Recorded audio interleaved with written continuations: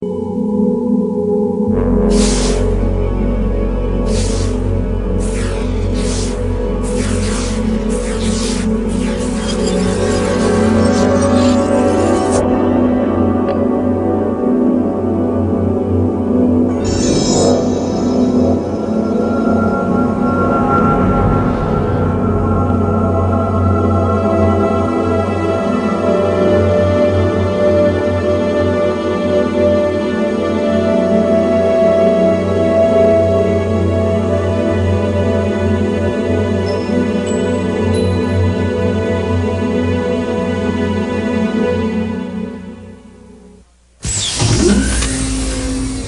I talk about stage 3, I want to introduce something that's going to become very, very important to you.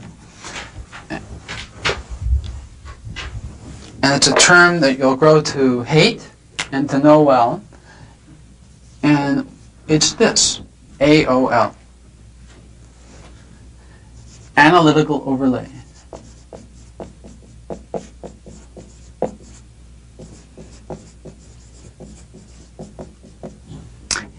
In technical remote viewing, analytical overlay is two things. One, it's our imagination.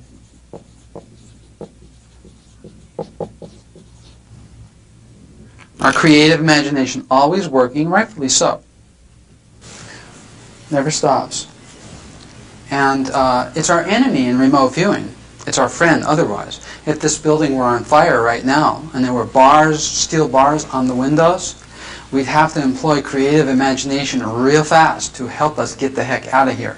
So it's a valuable thing. You know, we can think of all the movies we've seen or whatever, put together all those permutations, and maybe if we're lucky come up with a solution. So if we didn't know, that in our knowledge base didn't hold the key to get out of the building, or a way to get out, we'd have to employ creative imagination. But in the remote viewing process, it's our enemy. And 2 is analysis. Our mind trying to make sense out of the data, constantly trying to put the pieces together, trying to make sense out of it. Analyzing. Well, if something is, let's say stage 2, if something is yellow and curved and sweet, it must be a banana. Or it's like a banana. That's a red flag in remote viewing. A comparator, a word like, seems like, or it's like, and we declare that. How did that arise? It arose because our analytical mind took these terms, took these ideas, put them together in a package and said, I know what that is. It's a banana.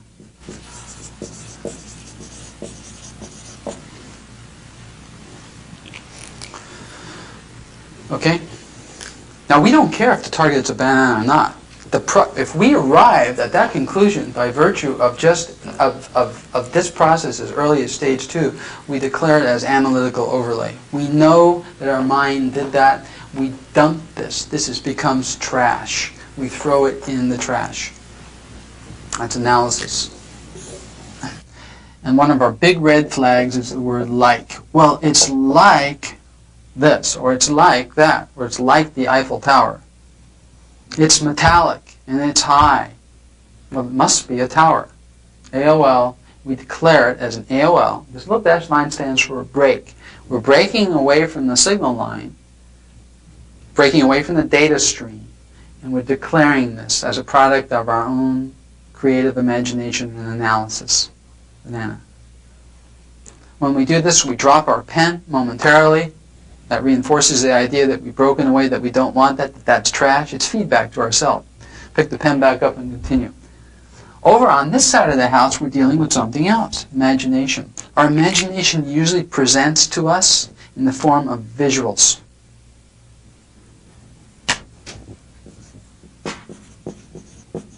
This is an idea first before it becomes a visual. This is a visual first.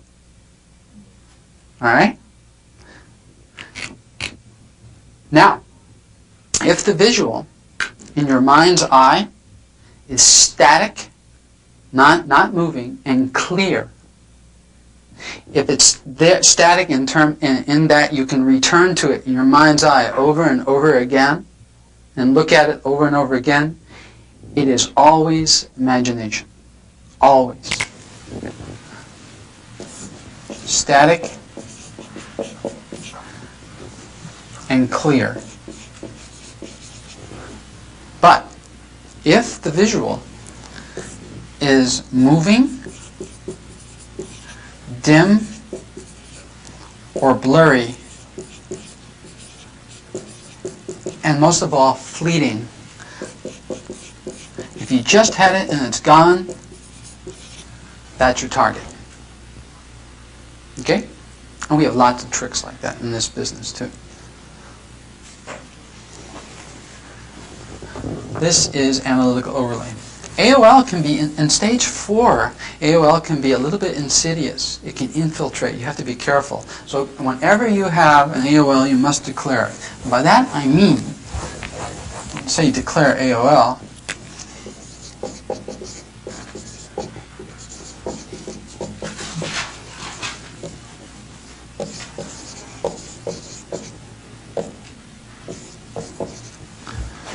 declare AOLs and don't edit. Every single concept that comes into your head, whatever goes into our wooden heads, the moment that it comes in, it must be adjudicated. There is always a place in TRV structure to put that information down. In other words, don't hold on to any concept or to any percept. If you're holding on to percepts that are correct, dimensions or colors or something like that, you're editing. And if you continue to edit, you'll clog up the outbox. There's this chute, figuratively speaking, that we have to keep pulling the data out from the chute. If we don't do that, it's going to clog up, again, allegorically and figuratively speaking, and we won't be able to get any data out, or the data that we're not pulling out will color and overlay subsequent data. Everything has to be declared, either as an AOL or as data. Every concept that comes in your head has got to go down on the paper. In stage 1, 2, and 3, more than likely it's going to be AOL, because you do not know that much about what you're dealing with in stage 1, 2, and 3. You just don't know. You're cutting a swath or building. Think of it as a building. Stages 1, digging a hole. 2, laying the foundation. Stage 3, which I'm about to talk to you about after break, is putting up the superstructure of the building with all the scaffolding. It's just a piece of ugly, grotesque junk. Not until 4 and higher stages is this beautiful work of architecture in front of you. All this stuff is the work that we have to do to get there. You don't even know what the building is going to look like with all the plywood, scaffolding, and cement laying around it. That's equivalent. And analogously to stages 1, 2, and 3, the creation of the work that's required to get us to the target so that we can derive detail and specificity. So editing means holding on to data. Well, I didn't put that down. I knew that, but I didn't put. That's usually the way it arises. The trainee will say, well, I knew that there was something there that was moving vertically or rotating, but I didn't put it down. That will cost you. It will cost you in terms of descriptiveness. Not declaring your AOLs, this will cost you the entire session if you're not careful. But it won't, because it's a self-correcting process. You can make an occasional mistake like this, but we're going to get you out of trouble by introducing you to some methods that will allow you to redeem yourself.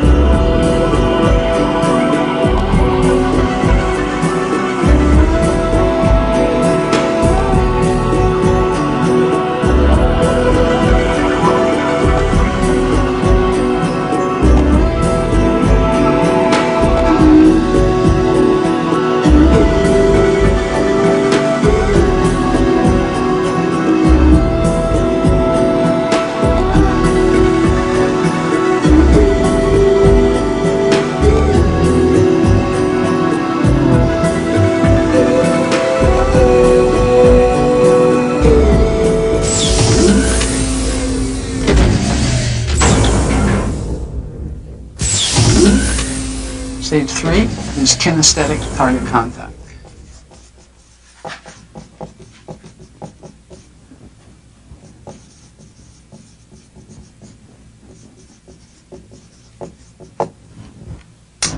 In Stage 3, we're going to do some sketching. And in Stage 3, we're going to be attending to two areas. One is motion at the target,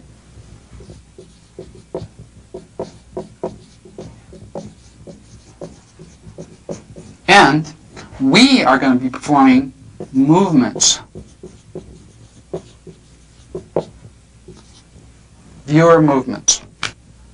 In Stage 1 and 2, we do not know how our mind is acquiring the target, nor do we care. All we care is grab it.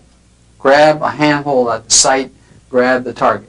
We don't care what tact our unconscious takes as it comes into the target. Okay? In Stage 3, when we perform a movement exercise, we are going to dictate the exact position that we want unconscious to perceive the physical target from. Exactly. I'll get into that momentarily. Motion. In Stage 3, we can detect motion of the target very easily. If we miss the idea of motion as part of the ideogram, motion has its own gestalt. If we miss that, we're going to pick it up in Stage 3. Without a doubt, the type of motion that's at the target. Rotating, spinning fast, slow, wavy across. A wavy across line sketched as an archetypical symbol in Stage 3 instead of Stage 1 could be a radio wave, an ocean wave, the rise and fall of a culture even when we get into very advanced targets. Okay.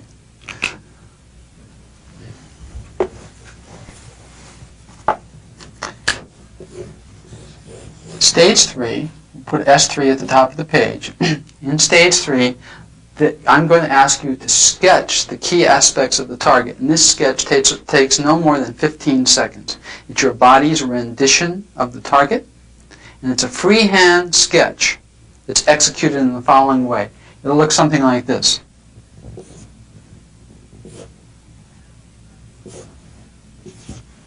And that'll be about it. Something like that. Now you may think that that's pretty worthless, but that is probably the most valuable sheet of paper in the 25 pieces of paper that you'll produce in an hour to an hour and 15 minutes. This sketch holds the answer to the problem or the key aspects of your target. There's nothing superfluous here. These are all critical elements that have to be explored.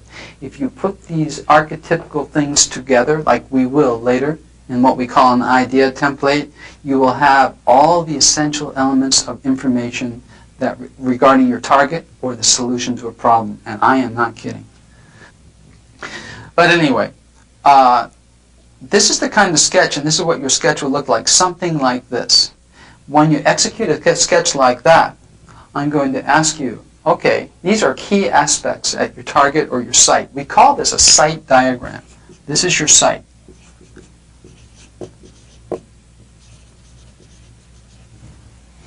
Roughly speaking. Now I'm going to ask you to explore these aspects in and around your paper for the following thing.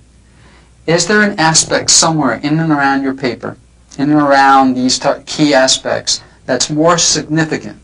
Use your intuition. Use your body. Does your pen want to go to something that's more significant than other things? And when it goes and gravitates to a certain area, don't get your mind in the way here. Your mind wasn't in the way when you sketched this. Don't get in the way now. Put an X there, along with some brackets. When you do that, your body is telling you, okay, this is really the key aspect. And this becomes your target. The target is at the site. And these other elements provide context. This is the meaning. This is the context that's necessary for the meaning. It may not be a physical target. It could be something that's esoteric or metaphysical or strictly ideational that you're researching. Ideas have a reality all their own. It doesn't have to be a physical thing that you're researching. But we call the site nevertheless, even though that implies physicality. Okay, this is your target. Now I'm going to ask you to try to prioritize these other aspects and label them with A, I think this is important, and then next this B, and then next this C. These are key aspects at your site, and we're going to explore them each in turn in very special ways, in particular ways, beginning with the target. You may know certain things about your target and your site at this juncture. This is the first time you can truly ask yourself, what am I dealing with? And it's the first time you may really be able to know that you have something that you can hang a label on in real world terms. So, for instance, what do I mean by that? This straight line across the paper down here is probably land, if it's there. It won't always be there, but it's probably land. If it's there, it means that unconscious feels that's an important aspect of your site. So I want you to be able to write that down. What gestalts are you dealing with? I have land. What else? This is an interface of more than one gestalt. I don't know what that is. This is man-made. It's right angle, and it's there. It's most obviously a man-made. We'll call it a structure.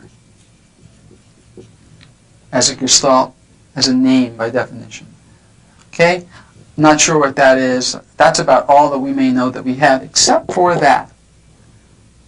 When you have a circle or an ellipse similar to this in your stage 3, it does constrain the possibilities to only a few things. You may be dealing with a large circular feature, the same thing that that stage 1 ideogram, standard ideogram represented, but most commonly you have a life form. But this time, it's a living thing. In stage 1, if I have a loop like that, this loop converts to either one of two things as a life form.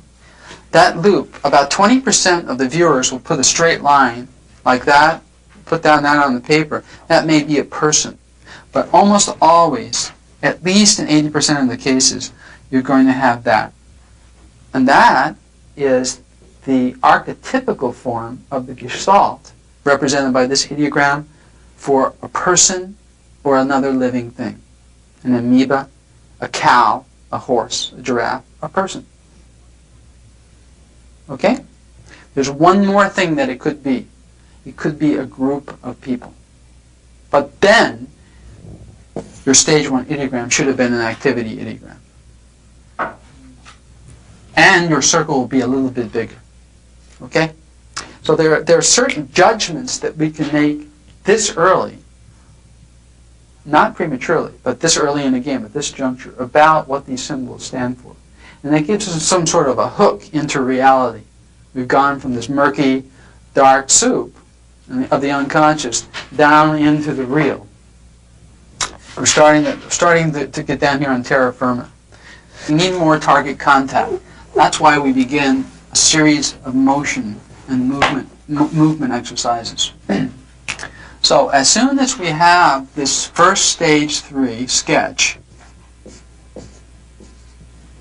and we have labeled the various key aspects, the target, A, B, and C, we begin to explore these in a very unique way. And we've analyzed the sketch. This time when we analyze, we're actually looking at those features and determining what we're dealing with. If we know what we have, we put them down. Here we have a life form, living, and a structure, gestalt. Could be a city, and that's about all that we can safely say at this juncture. We're now going to explore this in a systematic way, very systematic, beginning with the target. We're going to perform a movement exercise. We're going to use passive words to evoke a new ideogram. And the passive words go like this. On our paper, we write these words. From the top of the target. That's this. And we can abbreviate. Something should be perceivable. That's the word that we use. Something should be. That's passive. We're not saying, just tell me what's perceivable at the top of the target. For other technical reasons that we'll go into, we don't do that. The moment that we write this, we produce another ideogram of some sort. Just like we did in stage 1. And we're going to decode this. We're going to get a new set of stage 2s, but this time the stage 2s will be associated not with the whole site, but with only the target. Okay? This word top is very important here. Top is like putting your feet on top of the target. You're connecting with the target. That's why your subsequent stage 2s, you know, are associated with the target. When we talk about target geometries momentarily, about actually developing the size and shape of the target, its scale, we're going to move the viewer away from the target at a distance. And then the stage 2s, you're going to be picking up other stage 2s that might not necessarily be the target, but maybe something interesting, some other things that are interesting around the target too. But that's why we use the word top. Top connects us with the target. So we use that word, get some more stage 2s.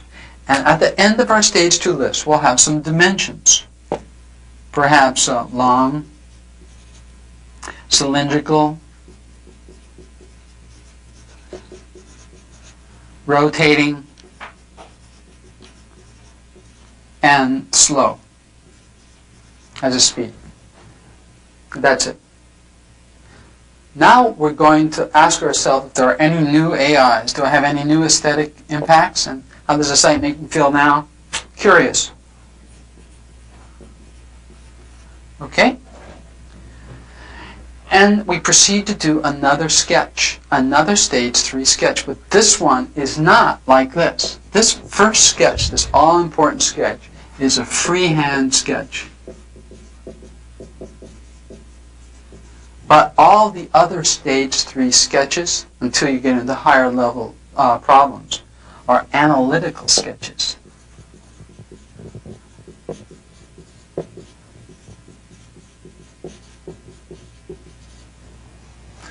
And they go like this. S3. This is of the target, X, and it's an analytical sketch. And I want you to take each one of these dimensions, beginning with long, and I want you to work out the dimensionality of the target. Where's the long? The long is this way. The effort and the work that you put into this pays off in stage 4. Okay, where's the cylindrical? The idea of cylindrical? Well, I think it's here. I think it's there. It's the best that I can do. You only do your best, so keep on trucking. Rotating. Where's the rotating? Well, let's see. The rotating is this. No, yeah, it's this way. It's this way. It's rotating. There's something rotating that way. Okay? And where's the slow? Well, this is the slow. It's rotating slowly. So this becomes an analytical sketch that's associated with our target. And just prior to leaving this, we're going to ask one more thing of ourselves. Are there any other aspects that we want to add to this? And we might say, well, yeah, there's something there. And that's it. This is an analytical sketch that is associated with the target. I'm going to save this.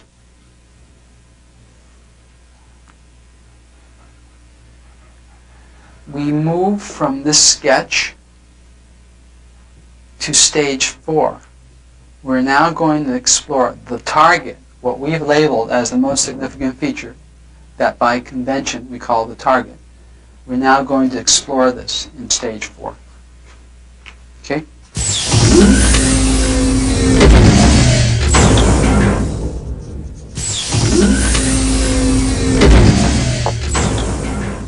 That's 3.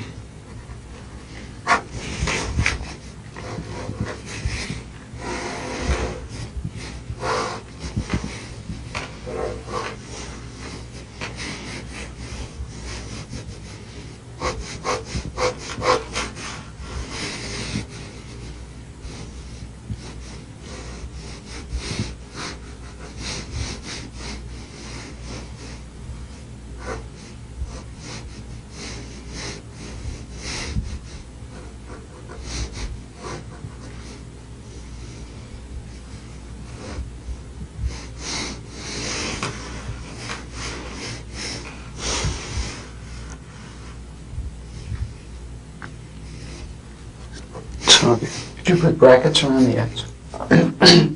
Housekeeping. A, B, C, D, E. Are there any, in sort of a stage 3 summary, is there anything that, any gestalts, one of the 11 gestalts, or any of the 11 gestalts that pop out at you that are clearly recognizable in that sketch? This is a man-made Okay, so structure. we have man-made structure. Write that down at the bottom. Is there anything else? This is... Is that a life form? It's a life form or a group of life forms. Put down life, just the word life there. And then we have one other. You see it? This is movement. Motion. Motion. So we have 3 recognizable gestalts in there. The others are ambiguous. Okay.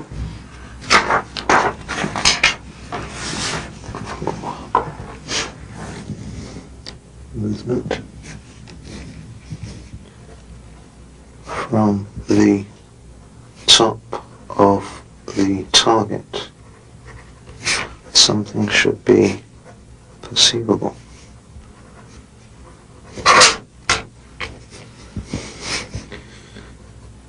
Curving up, curving, looping down and around, and around, curving up and across, semi-hard.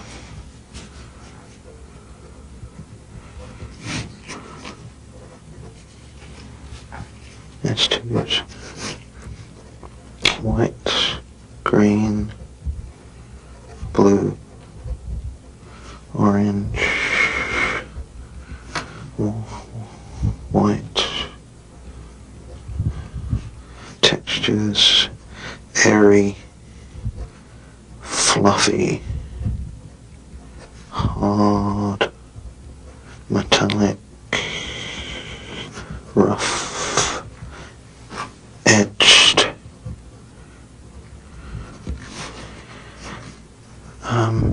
smells,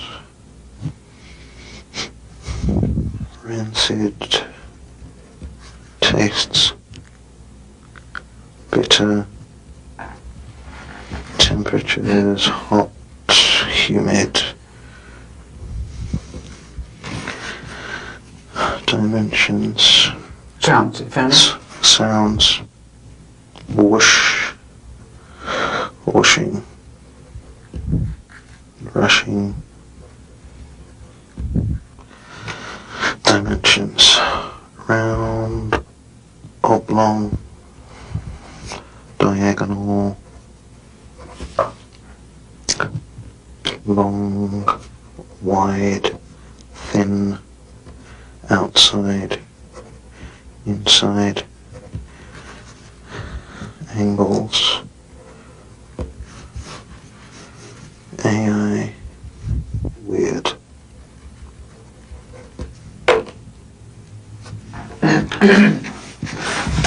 H5, S3, analytical. Would you label, put the X there, just so it's easier to find that paper later on? Okay. Target.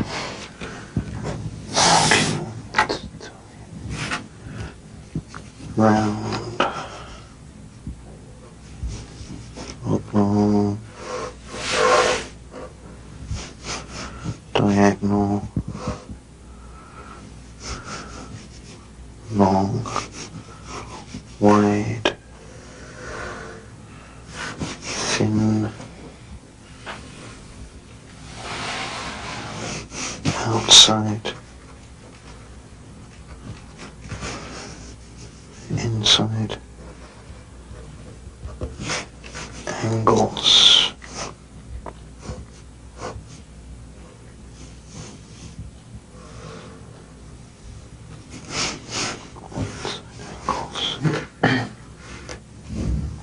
Anything you'd like to add to that before we leave it? Okay, stage 4. 6, stage 4. And put an X there too, so easy to find that paper later on.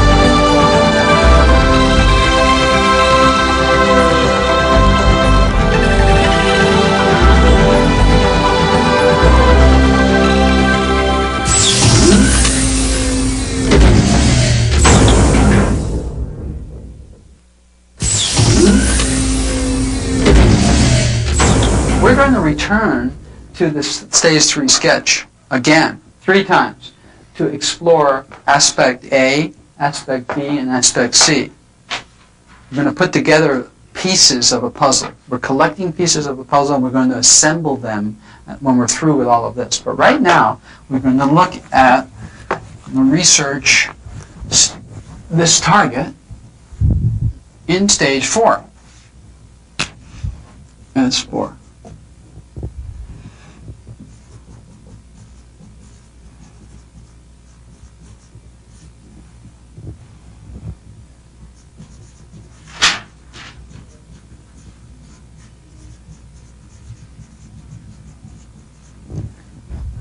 And problem solving.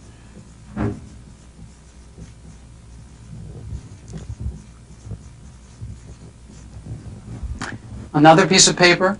We allow room across the top of our paper for 8 columns, beginning with S, D, AI, EI, P, I, AOL, /S. Very systematic, methodical exploration of the target. Okay? The way we use these columns is to place our pen in a column for about 4 to 6 seconds. If there's no information in this column, we'll move on to the next column.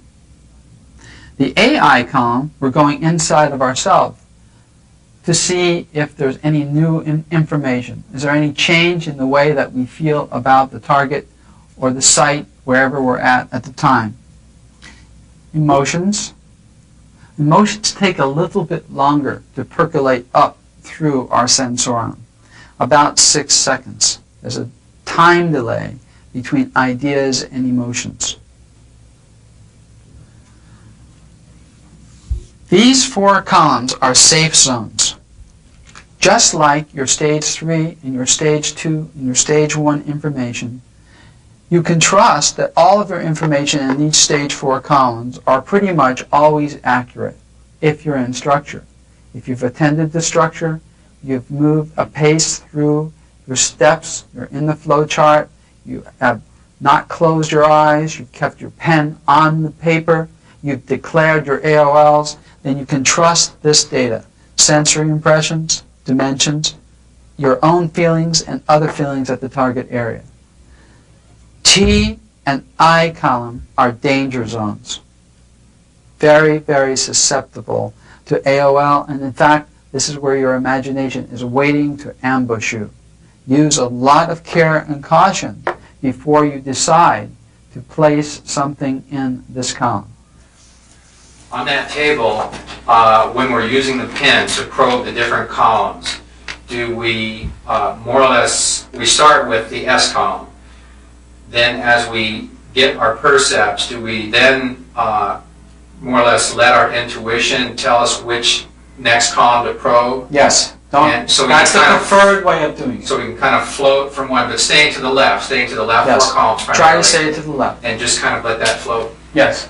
And then probe it. Enter stage 4, S4, page number, SDI,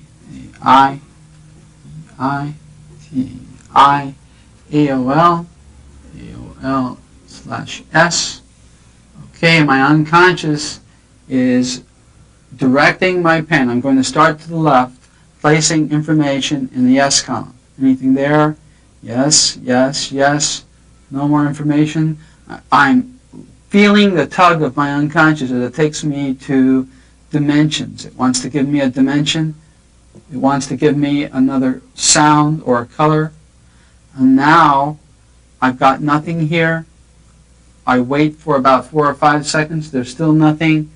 Now I pick up the pen and move it to the D column. Is there anything there now that unconscious has for me? No. And I don't feel it tugging me either. So I'm going to intentionally move my pen to the next column. Check to see if I have any AIs. Are there any emotions present in the target area? There may be. Instead of going into the T and the I column so soon, I'm going to go back and stay to the left. Any more sensory impressions? Any more dimensions? No. Do I have any new AIs? No. Are there any new EIs? No. It's tangibles. Are there any things present in the target area? I think there is an object. And the object is round. And there are people. Whoops, I'm at the 2/3 point down the page. Stop. Imagination will take this session away from you if you go past this point. We'll collect up stage 4 data in this fashion, never proceeding past the 2/3 point. Now we just left this analytical sketch. You recall that we had something that looked like that and it was rotating slowly. That was our target. Analytical sketch of the target. We're now going in to explore the target using another tool, stage 4, in the following fashion. You place your pen in that column right there. This is called prompting information. We're prompting information. Here, we want any sensory information that's connected with the target. Sensory information is the same thing that we had in stage 2, but this time, 2 things are happening when we touch this column. The sensory information can come in any order, sounds first or whatever, because what we're doing, we're allowing, remember in stage 1 and 2 and 3, we dictated order. We ordered the way that unconscious, the pace and the order that unconscious delivered up information. Now what we do is we take unconscious off the leash. The reason I use that as an analogy, it reminds me of a hunting dog or a drug dog. You've got to get the dog to the site. But when it's at the site, you can't pull it around anymore. It has to do its job. So you take it off the leash and allow it to find the solution to the problem. That's what we're doing here. We've gotten unconscious to the target. We've cut a swath to the target. Now unconscious needs to do its work. And so we simply touch these columns and we perceive this little signal leading us around to the solution to the problem. It's going to give us information in its own way. Very, very powerful way. We might have something like sensory impressions here are loud and metallic. Notice a texture second. Sound first, texture second. It's now off the hook.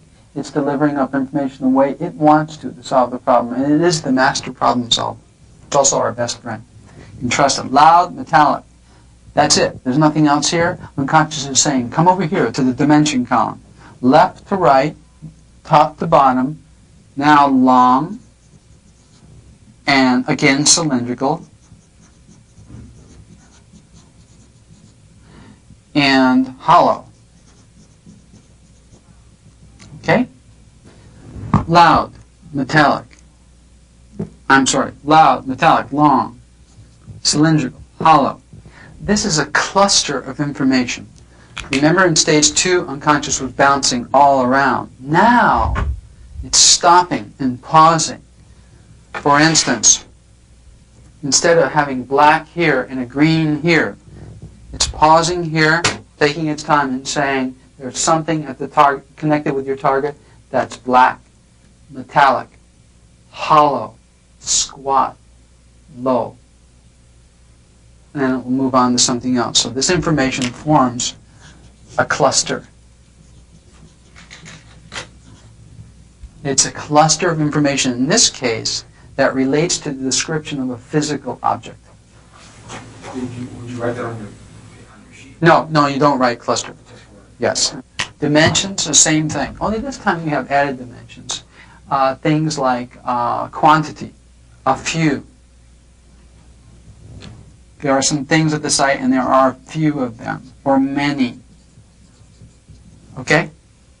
About 6 feet tall. Things like that.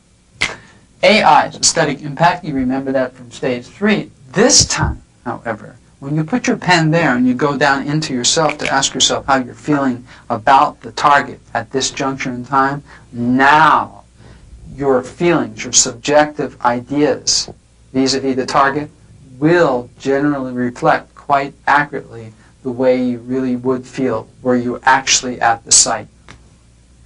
So let me give you an example of the difference between AI in stage 2, the end of the stage 2 list, and the AI here in stage 4. Hypothetical example. I walk into a museum of art and across the hallway, let's say maybe 75 feet away, there's a Rembrandt, maybe a big Rembrandt. And I might not see all the detail, but my initial reaction may be, wow. Just wow. And that would be my AI in stage 2. Now, after I did the work to traverse the museum floor, and now it's an in-your-face type of a problem, and I'm looking right at this Rembrandt close up. My aesthetic impact could be, oh my God, and that's better than wow, or magnificent, or it's fascinating, or intriguing. And this would be the way I would really feel, me, Ed, vis-a-vis this particular thing, were I really there. Now, although that's subjective feeling, because it's an aesthetic, it's valuable information because the viewer is a known quantity. And we can use, in my business, we can use the viewer as a dipstick, so to speak. How do you feel in this environment right here, where all these people are running around and there's chaos? Wow, it's fun. It makes me feel excited, and I'm having fun here. Well, we've just probably written off the idea of a war. So we're not dealing with a riot, a war, or fire. We may be dealing with a carnival or a circus, even though there's chaos and movement. That's a lot of information because we have a known quantity. A person doesn't like dead bodies on the battlefield, saying that all this chaos is fun and makes them feel fun too. Do you see what I mean? So that's the way we would really feel. That's another tidbit, another clue about what we may be dealing with. Here's a new column. I'll separate these left for. EIs, emotional impact.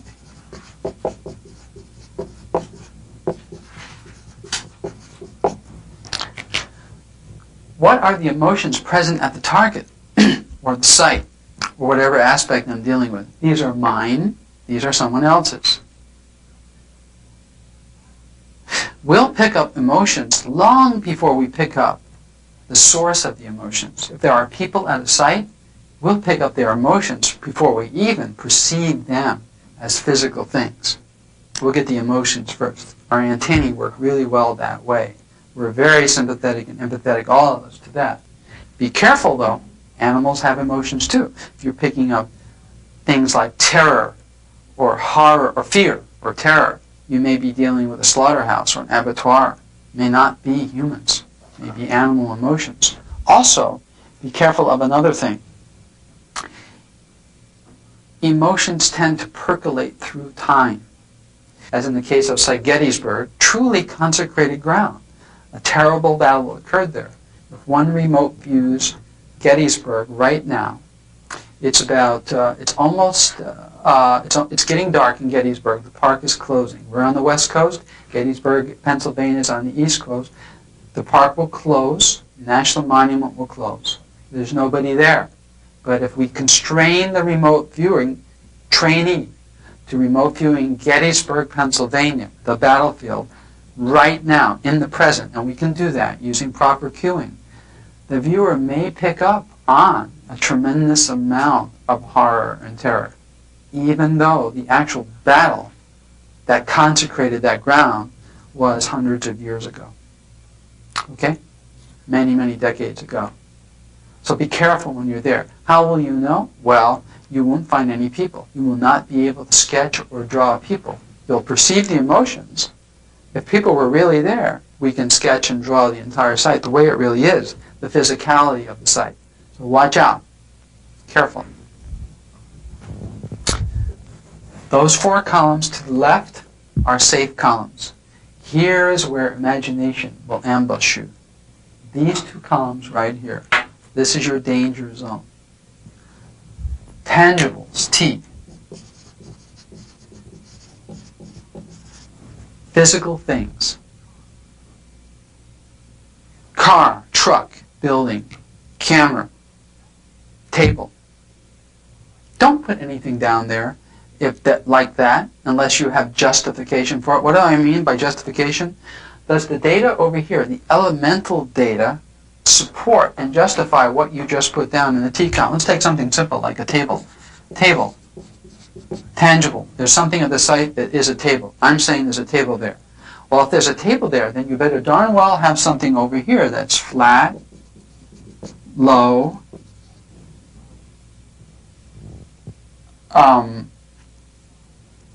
and solid, or something like that. If you have something like that's flat, low, and solid, then you can adequately justify a concept, a higher level concept like table. This requires elemental data. We build up, we're apperceiving this, we're breaking out data from the target, from the gestalt, in pieces, in elements. These elements come first, the little pieces. They build up to the analytical table, the idea of table. That's a higher level concept. And don't make the mistake of saying there's a table, and in the intangible idea column, I is intangibles,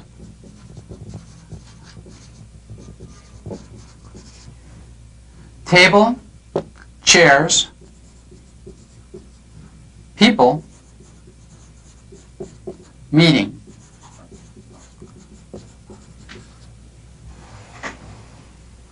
A meeting is a really high-level thing. Just because there's tables, chairs, and the people, that's fine. Just there's tables, chairs, and there's people. Don't call it a meeting unless you're certain.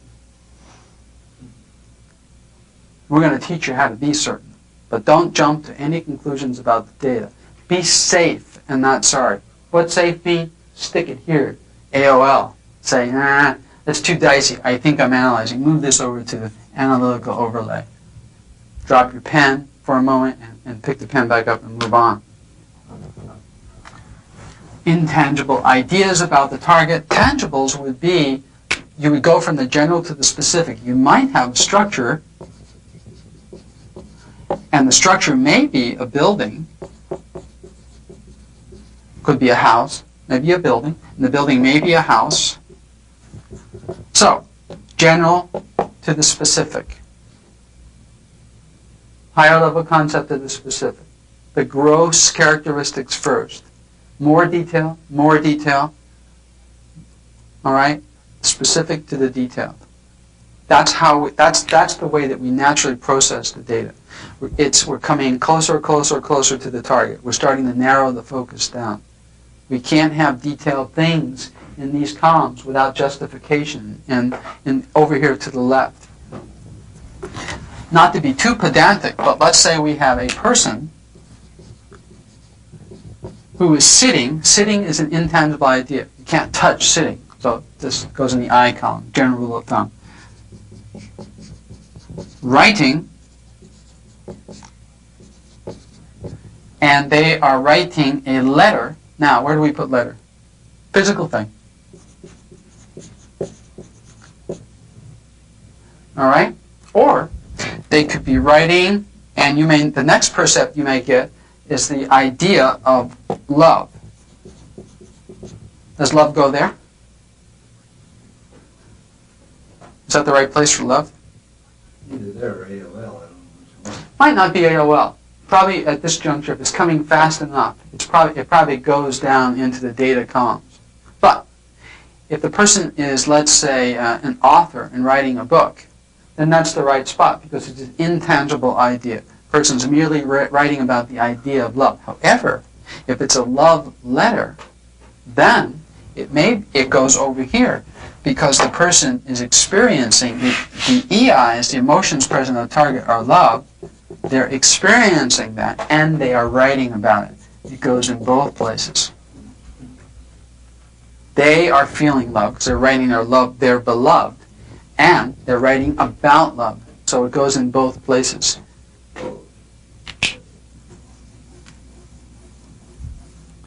Here's another example. If I am in stage 4 and I objectify the word pond without any justification, any elemental justification, I'm wrong. You can suspect that this is AOL. But if I said wet, low, circular, horizontal,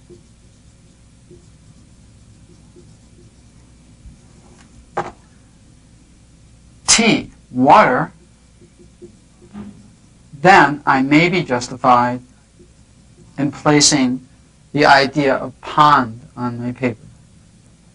I've judged my percept. Stage 4 are judgments. I've judged my perception to be a pond based upon justification, raw data that supports that. Wet, low, circular, horizontal, water, I may now say pond. Don't make assumptions. Another one. Don't assume that people who are wearing uniforms are soldiers. Service workers wear white uniforms. Other people wear uniforms. In some businesses, people wear the same types of suits, and those could be construed as uniforms. Be careful about your assumptions. Your ideas must be justified by raw data. Don't edit out the raw data. Don't hold on to percepts. The moment a percept comes into your mind, no matter how minor it may feel to be, place it in one of these columns. You're going to put information in the AOL column. If I have this idea of truck with no justification in these columns, metallic, low, moving, boxy, then I can assume that it is not indeed a tangible, but instead AOL, truck. My imagination has taken a hold of the signal.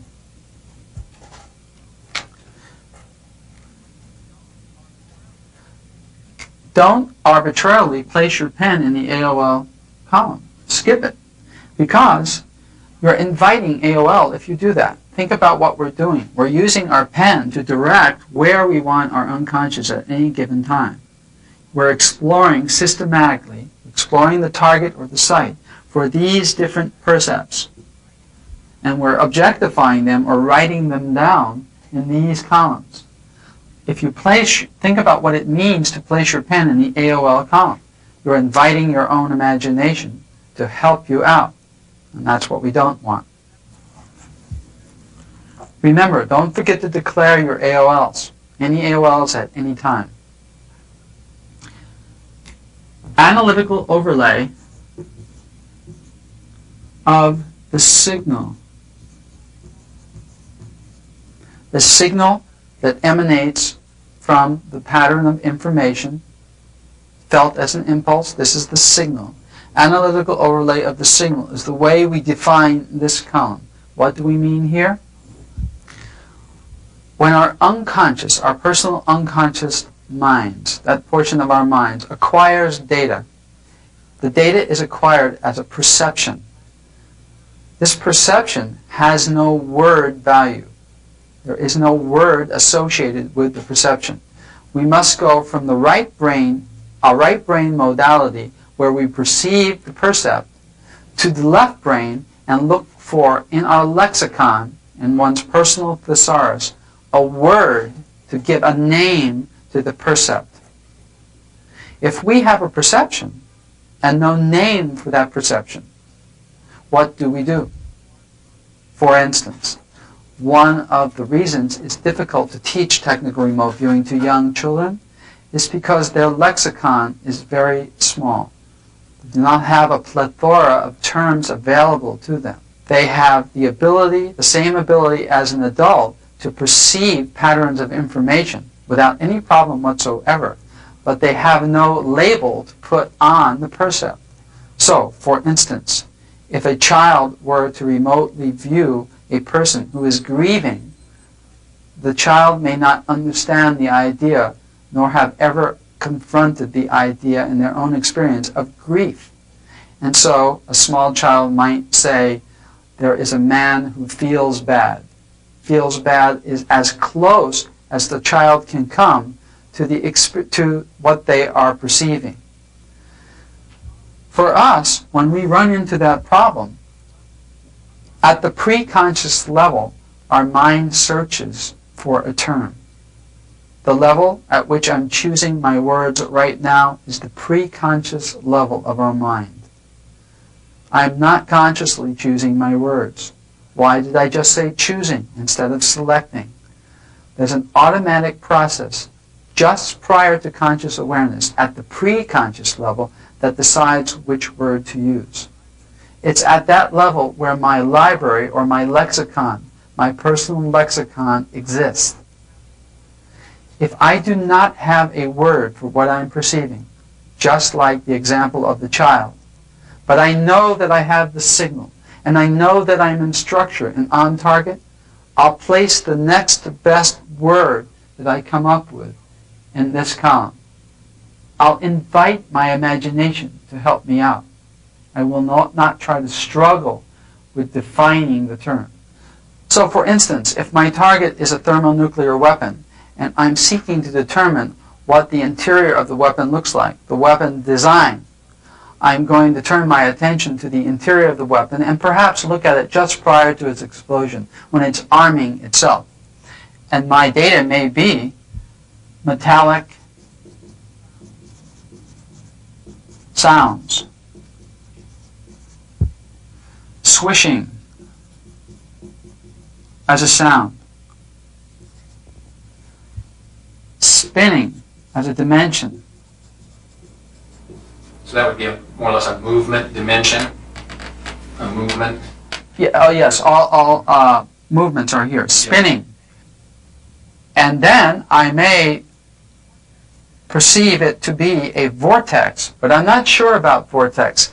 I'm pretty sure that I'm in the weapon, I'm pretty sure I'm on target, but I'm not quite sure that it's like a vortex, and yet it is. Instead of pure AOL, I'll place it vortex in the AOL S column. It's close, but perhaps I just don't have it correct exactly. But it's like and similar to a vortex. Spinning.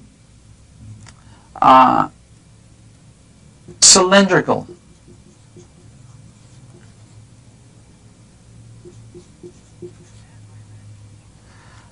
And then my imagination may start to grab me, and I'll have an AOL of a water tank, which is fine. Imagination, we're not trying to suppress imagination, we're just trying to manage it. That's all that we do. And it has its own equal value in our columns. Make sure that you have something in the AOL column, or you can assume the worst, that imagination has infiltrated into your data. So this is a very healthy thing to see. AI, how do I feel here? I feel a little bit of anxiety, anxious. It makes me feel anxious to be here. This is a change in the way that I feel. Emotions at the target? None. Tangibles, there is an object, and it is small, and it is, again, spinning, and glowing, and there's something going on here that reminds me of the best that I can do is, this is a situation that I'm in. I'm right in the weapon now. It's arming itself. There's many things going on. And the whole situation reminds me of a blender. It's not really a blender, I know that, but it reminds me of a blender. Whereas in AOL, you don't know the difference. It's like, I think it's probably a blender. Right. Well, here, either I know that I'm, in my AOL column, I know that this is not a water tank. Here, I know that the blender is not quite right, but it's the best that I can do. It's the only word that I have to describe the inside of this thermonuclear device as it's arming itself. And so, the best that I can do here is to put blender in the analytical overlay of the signal column. I've asked my imagination to help me, and now I send it away again. I highly recommend that as a new viewer, you stay to the left side, the left 4 columns, as long as possible.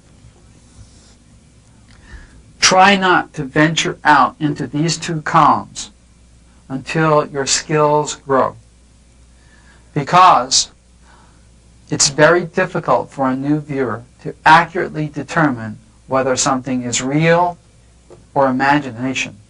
This is truth. This is accurate. All of your stage 1s, 2s, and 3 data will get you here. Very gingerly and only very carefully venture into the T and the I column until your skills grow, until you really can distinguish between analytical overlay and a tangible thing itself. Also, critical item, for each one of your stage 4s, stop at 2/3 of the page down.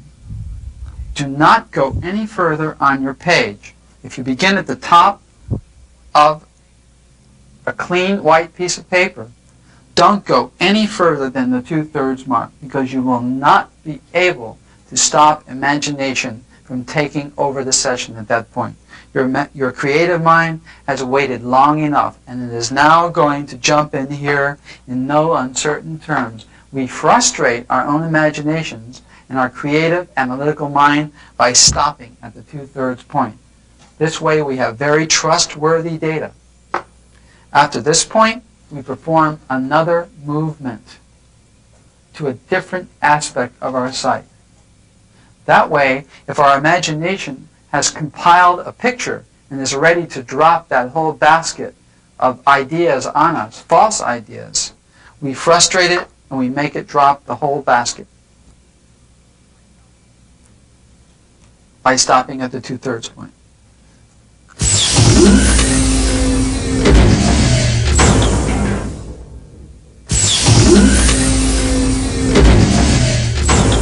Okay, stage 4. 6, stage 4. And put an X there too, so easy to find that paper later on. A, what's it in? A, SD, AIE. A-I-E-I. Tangibles and intangibles. AOL the signal line. Tangibles, S. S, first column set. You're bilocating. White, brown. Did you say wide? That's what. Move wide to the deep. Okay. Brown, dimpled, orange, square, enclosed. Is that intangible? Enclosed? Enclosed is a D. You're bilocating Enclosed. the structure. You're getting caught up in the target drama. Don't do that. Keep it clean. You got AI. Put your pen in the AI column. What's going on inside of you? Dump that as an aesthetic impact. AI. Something's going on. I can see it. Confused. Okay. Anything else? No. Okay. Is that gone away now? Okay. Okay. Back to the S. White, yellow, orange, bright, angles, square, edged, oval, worry, intense, afraid,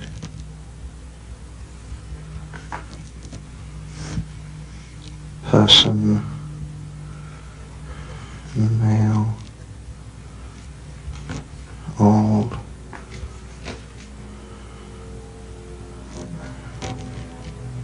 confusion.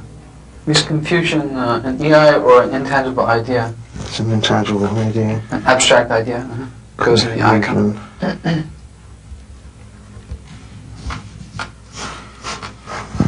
It's about the 2/3 mark. Yeah.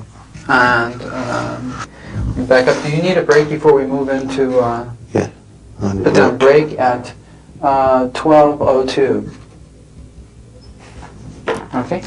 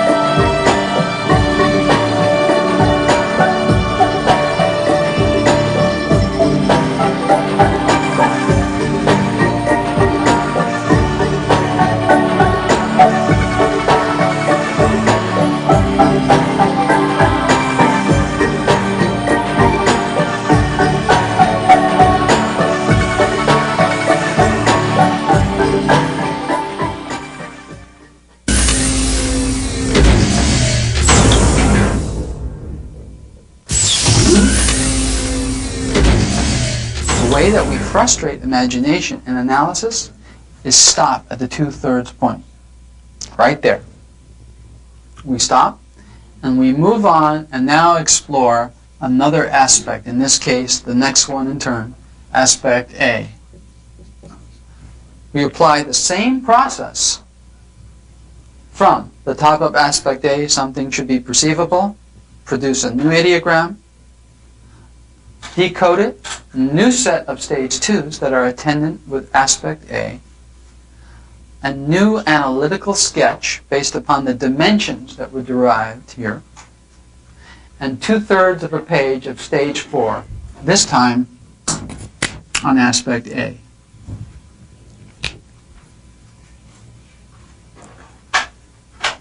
Don't forget to number your pages, by the way, when you do this. Okay? At the end of your exploration of aspect A, which is your second full exploration of a key element in your site, you're probably 20 to 22 minutes into the session. Around 20 minutes into the session. And that's a good time to take a break. Stage 4, aspect A, break. Note the time. Put your pen down, stand up and walk around for 3 or 4 minutes. You can even get a breath of fresh air. But don't just sit at the table.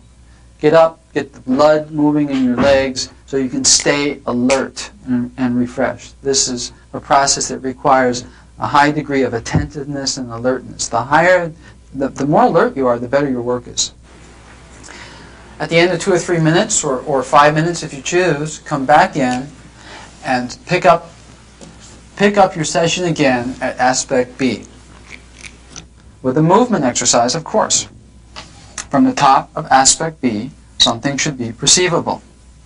When you perform a movement exercise, you've regained extremely strong sight contact again. Always resume with a movement exercise. In fact, resume at the top of your paper. Don't forget your page number, whatever it may be. Resume at whatever time it is from the top of aspect B, something should be perceivable. New ideogram. In fact, it's a multiple ideogram. In other words, there's more than one gestalt present in this ideogram. I'm not sure where one gestalt starts and stops and the other begins. So I'm just going to decode all of the motion inherent in the ideogram. Very important. In this case, what did I feel my body do? Horizontal across.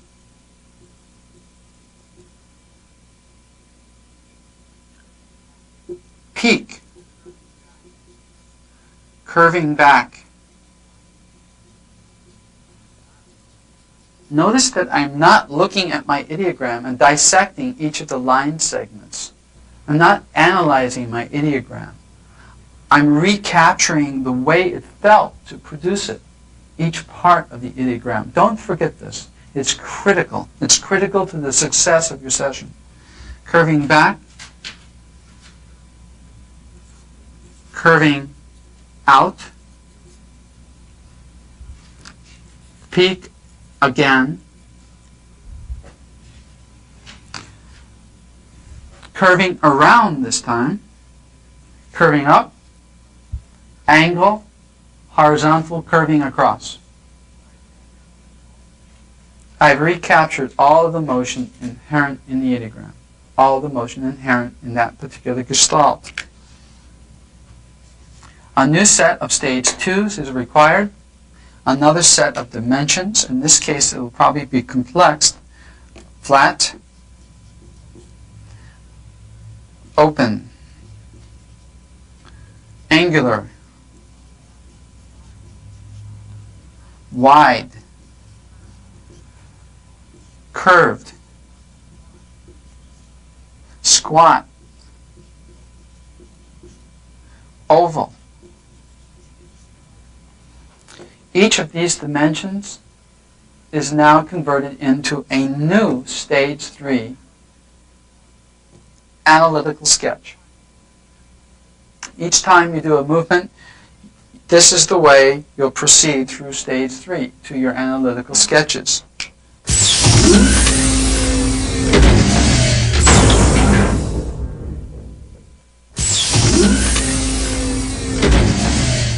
Okay, let's resume on a new page at 1207. On page, this will be page 7. 7. From the top of aspect A, something should be perceivable. Curving down,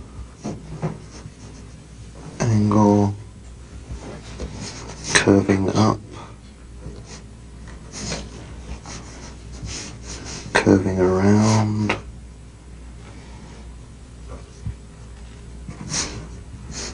curving, it's looping up and looping, curving up,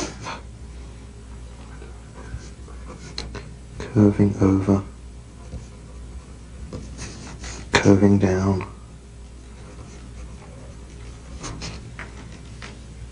Soft.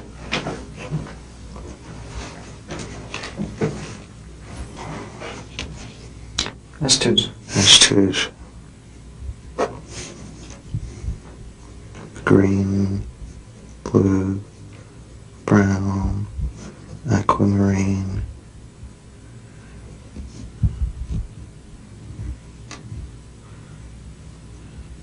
water, What's that? water, As a texture? liquid, Wet? Wet or liquid would be the texture. wet, And AOL, breakwater. Over here where it happened, right there. AOL, break. water.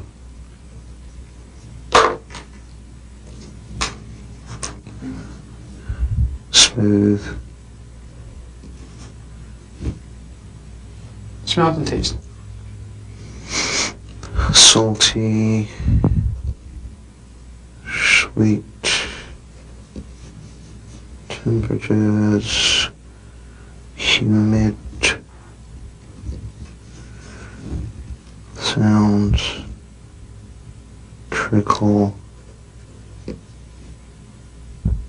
voices,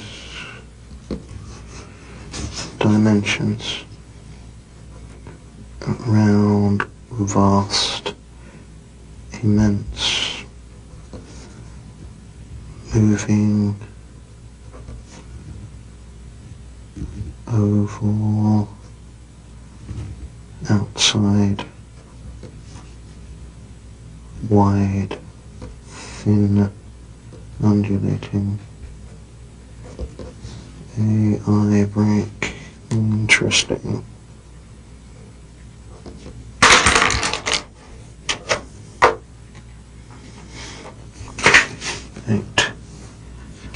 S3 analytical aspect A.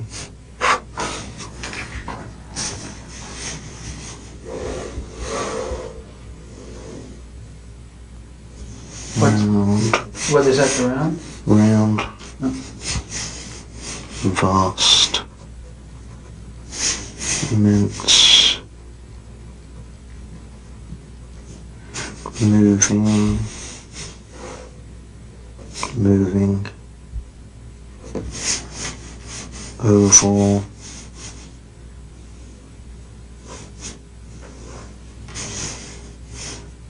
Moving. Outside. Wide.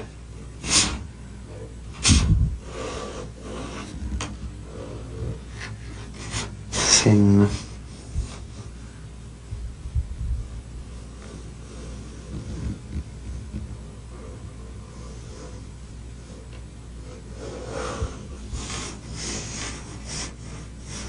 Undulating.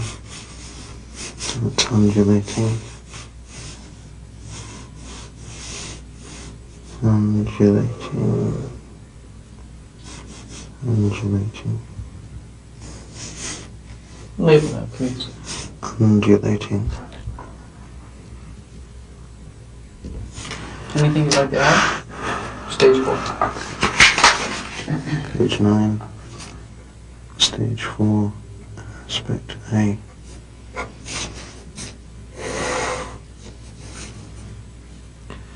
S, D, A, I, E, I. Tangibles, intangibles. AOL, AOL, S. Grey, mauve, round, wide, thin, moving. Moving could be a D. Moving, undulating, AOL, break, river, AI, pleasant, interested, EI, Truck pen. Okay. EI, pleased, content, hopeful,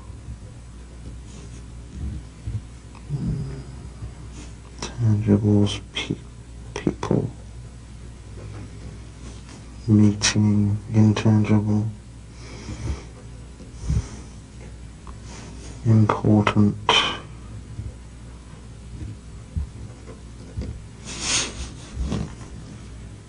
pink, red, AOL, rose, dimensions, long, wide,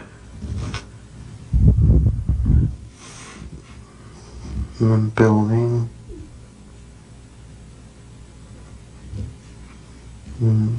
brick building,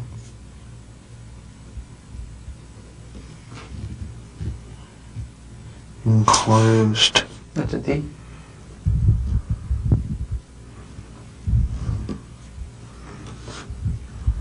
black,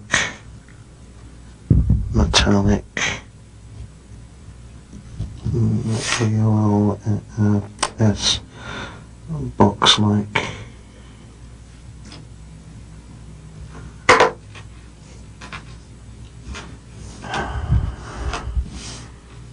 EI, intimidated,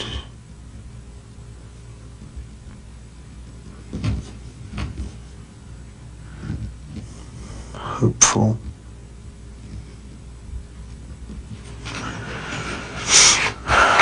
page 10, movement on B,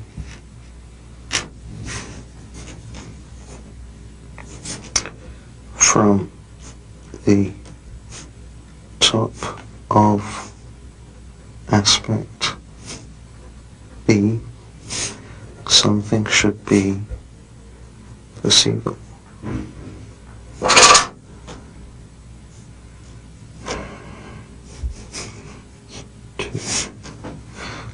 Horizontal across, angle curving up, looping around,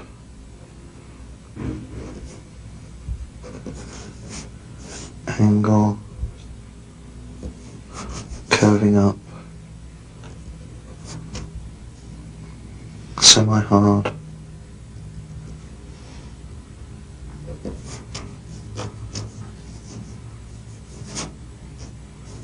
curving across, curving down, peak, horizontal across, hard,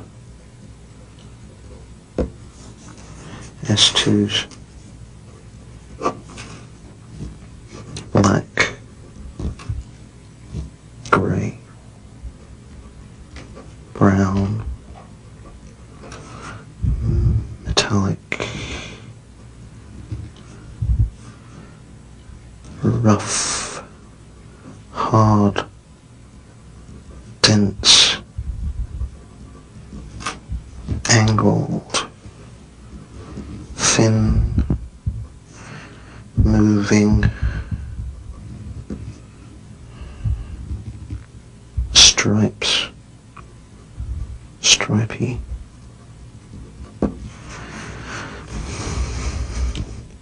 smells, smells, tastes, sweet, bitter, temperatures, humid, dimensions, long, Sounds, if any. sounds, chimes, dimensions, long, wide, thin, oval, oblong, edged, pointed, peak, round, AI confused.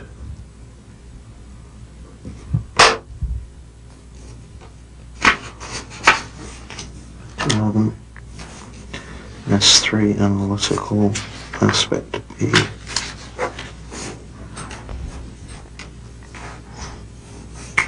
Long, wide, thin, oval,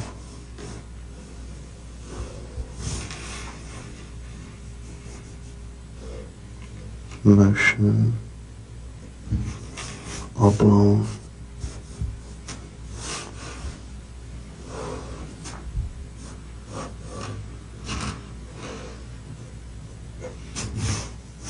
edged, peak, round.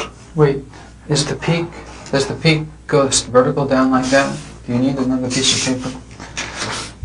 Label this 11B. 11A. 11A.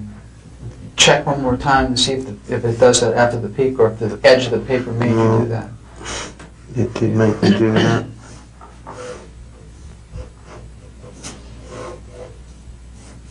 And the last one was round. Anything else you want to add to that? No. Stage 4. 12. Stage 4. B. S. D. AI. EI.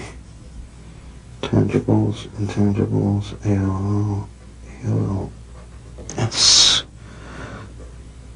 Pink. Blue. Round. Sweet. Sugary. Sweet. Gotta get the sugary out. You can't keep it, you're editing. ALL, sugary. Okay. Dimensions. Round. Small. Enclosed. Edged. Smooth. Smooth is a sensation. It goes in the S column. It's a texture. AI. Worrying. Worried. Yeah, break. Break. Worried. Sight makes you feel worried. Okay. EI. Unsure. Afraid. Lonely. Tangibles.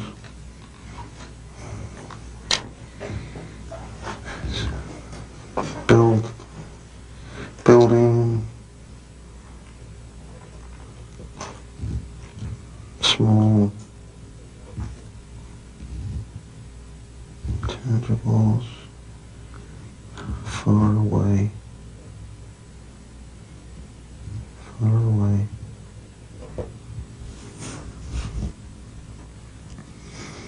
Glossy.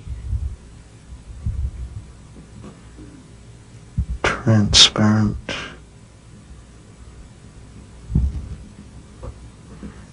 Edged.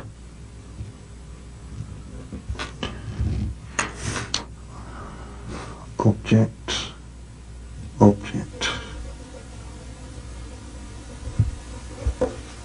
Small. Like a table. Is that English? ALS, like a table. AIS. Strange. EIs. Tangibles. More time in the EI count. EIs take about 6 seconds to integrate, if there are any. Temper. Explosive. explosive temper, wanting, hungry, is that AEI? Yeah. Hungry is a person, a female, young. That's the 2/3 point. Okay. We are now exploring Aspect C. Aspect C, yes. C. From the top of aspect C, something should be perceivable.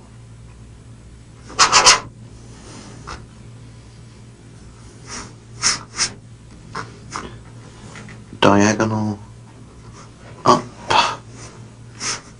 peak, diagonal down,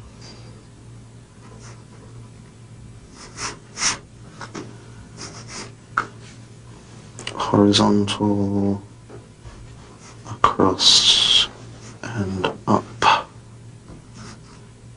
hard, S2s, black,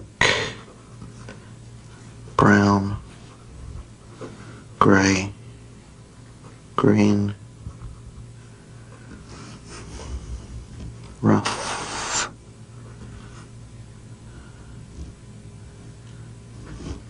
dimpled, smooth,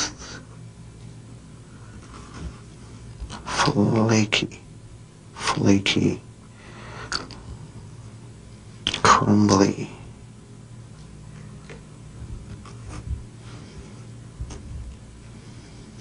smells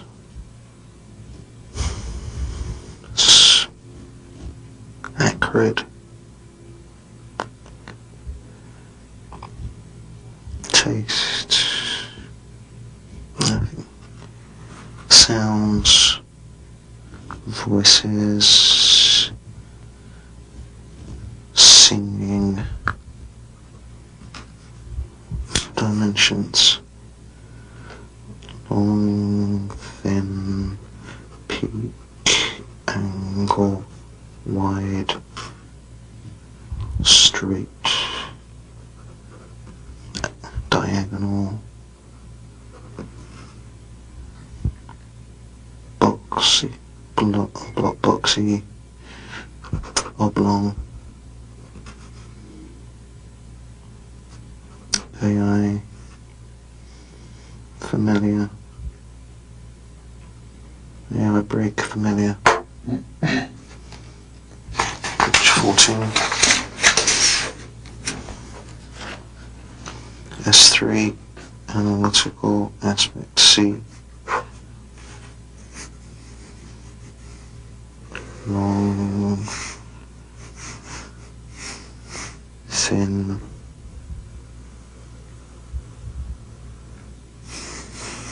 peak,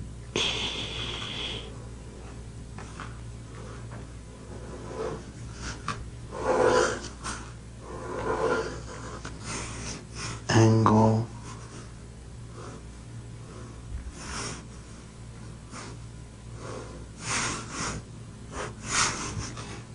wide,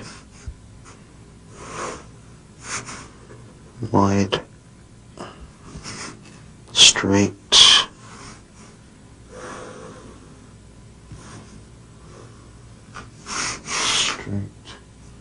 diagonal,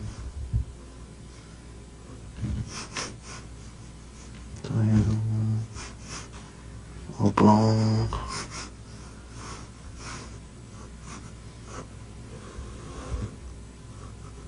oblong,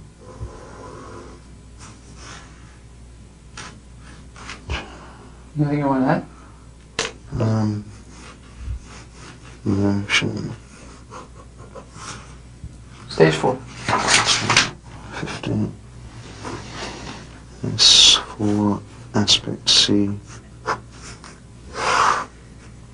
SD, AI, EI, tangibles, intangibles, EOL, EOL, S, blue, brown, metallic, AOL, break, rocket, dimensions, long, wide, thin, moving, AI, happy,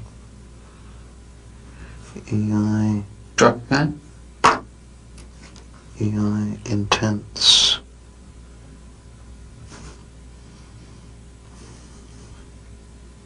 tangibles, object,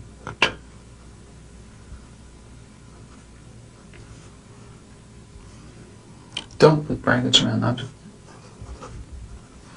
intangibles,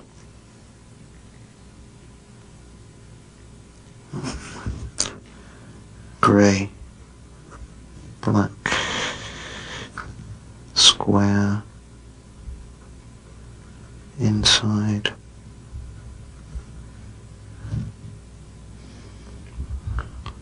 oblong, round, metallic,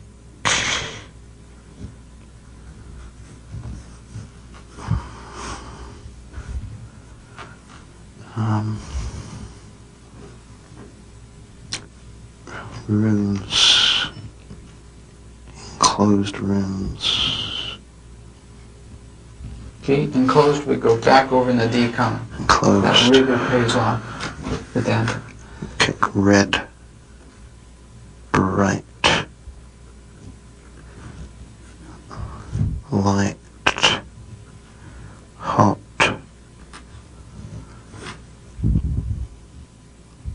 humid, EI, worry, afraid, that's people, Okay, and let's move on to.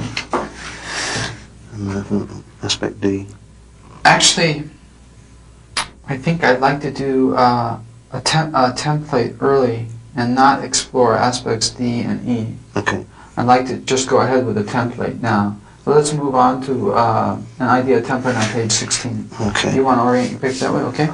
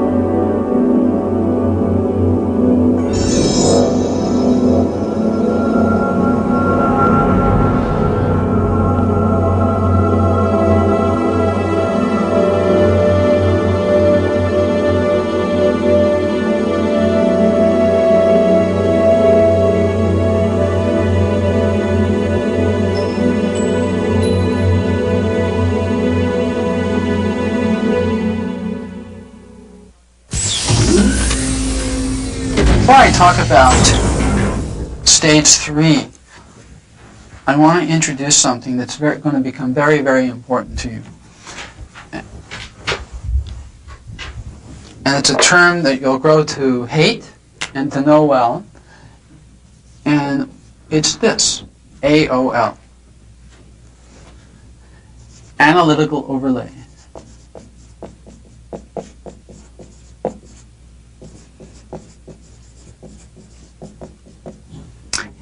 In technical remote viewing, analytical overlay is two things. One,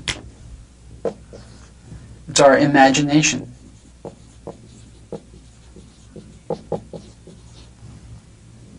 Our creative imagination, always working, rightfully so. Never stops. And it's our enemy in remote viewing. It's our friend otherwise. If this building were on fire right now and there were bars, steel bars on the windows, we'd have to employ creative imagination real fast to help us get the heck out of here. So it's a valuable thing.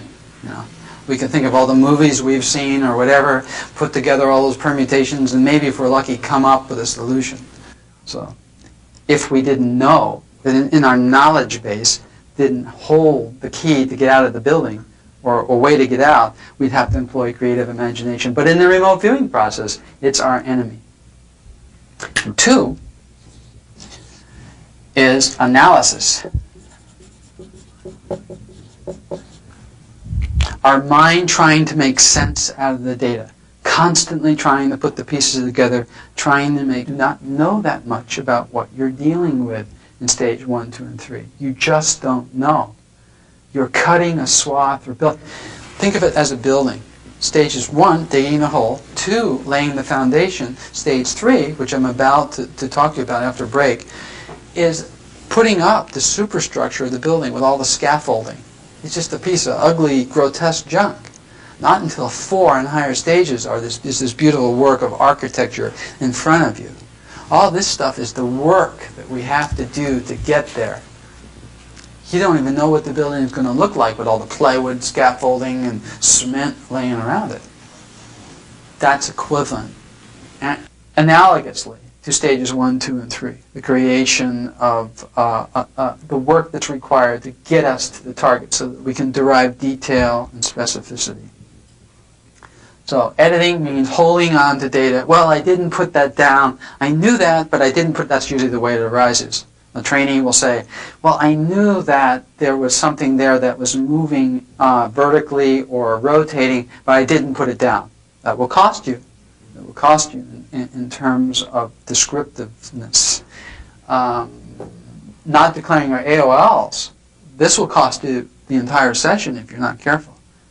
But it won't, because it's a self-correcting process. You can make an occasional mistake like this, but we're going to get you out of trouble by introducing you to some methods that will allow you to redeem yourself.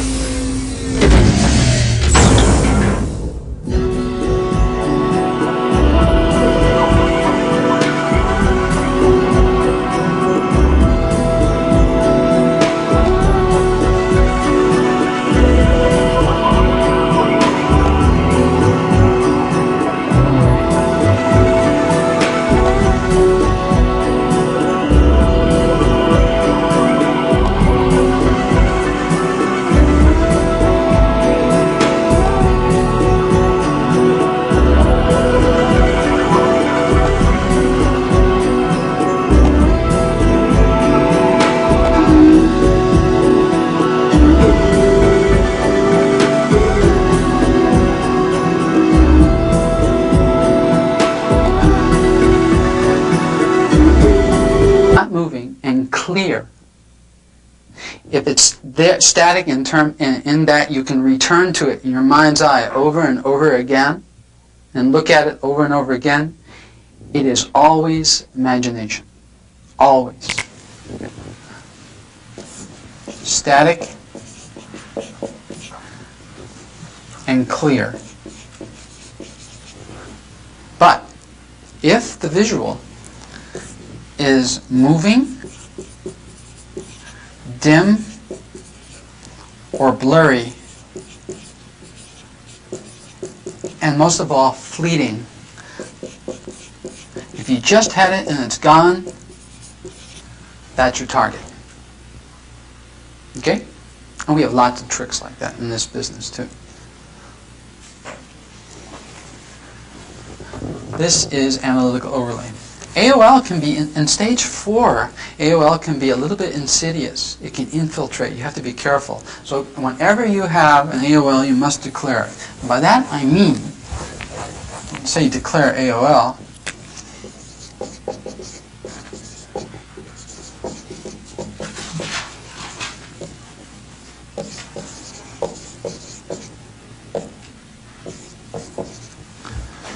declare AOLs and don't edit. every single concept that comes into your head, whatever goes into our wooden heads, the moment that it comes in, it must be adjudicated.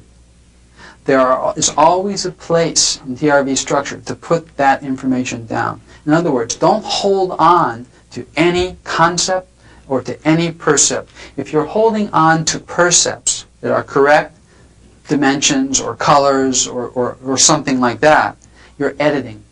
And if you continue to edit, you'll clog up the outbox. There's this chute, figuratively speaking, that we have to keep pulling the data out from the chute. If we don't do that, it's going to clog up, again, allegorically and figuratively speaking, and we won't be able to get any data out, or the data that we're not pulling out will color and overlay subsequent data. Everything has to be declared, either as an AOL or as data. Every concept that comes in your head has got to go down on the paper. In stage 1, 2, and 3, more than likely, it's going to be AOL, because you...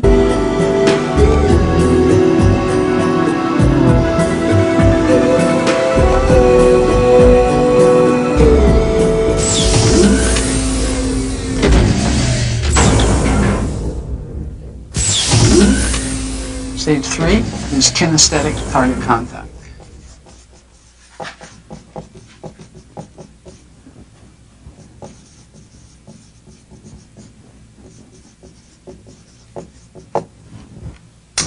In stage 3, we're going to do some sketching.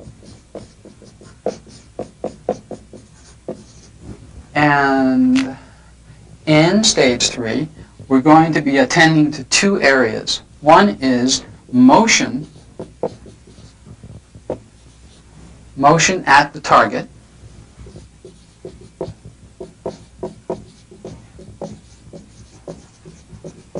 and we are going to be performing movements, viewer movements. In stage 1 and 2, we do not know how our mind is acquiring the target, nor do we care. All we care is grab it. Grab a handhold at the site, grab the target. We don't care what tact our unconscious takes as it comes into the target. Okay? In stage 3, when we perform a movement exercise, we are going to dictate the exact position that we want unconscious to receive the physical target from. Exactly. I'll get into that momentarily. Motion. In stage 3, we can detect motion of the target very easily. If we miss the idea of motion as part of the ideogram, motion has its own gestalt. If we miss that, we're going to pick it up in stage 3. Without a doubt, the type of motion that's at the target. Rotating, spinning fast, slow, wavy across. A wavy across line sketched as an archetypical symbol in stage 3 instead of stage 1 could be a radio wave, an ocean wave, the rise and fall of a culture even, when we get into very advanced targets. Okay.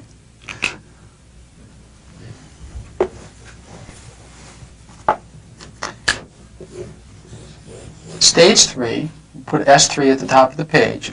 In stage 3, I'm going to make sense out of it. Analyzing. Well, if something is, let's say stage 2, if something is yellow and curved and sweet, it must be a banana. Or it's like a banana. That's a red flag in remote viewing. A comparator, a word like, seems like, or it's like, and we declare that. How did that arise? It arose because our analytical mind took these terms, took these ideas, put them together in a package and said, I know what that is. It's a banana.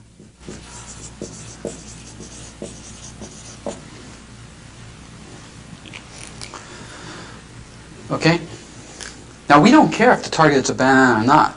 If we arrived at that conclusion by virtue of of this process as early as stage 2, we declare it as analytical overlay. We know that our mind did that. We dump this. This becomes trash. We throw it in the trash. That's analysis.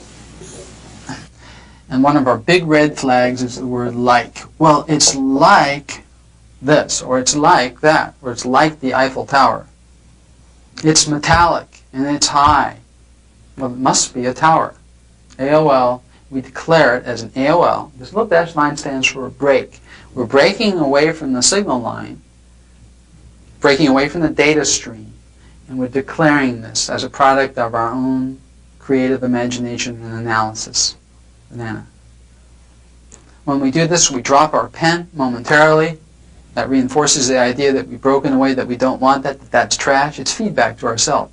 Pick the pen back up and continue. Over on this side of the house, we're dealing with something else, imagination. Our imagination usually presents to us in the form of visuals.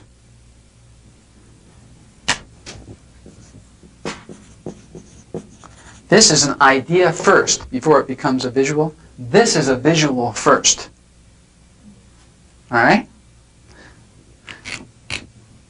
Now, if the visual in your mind's eye is static, not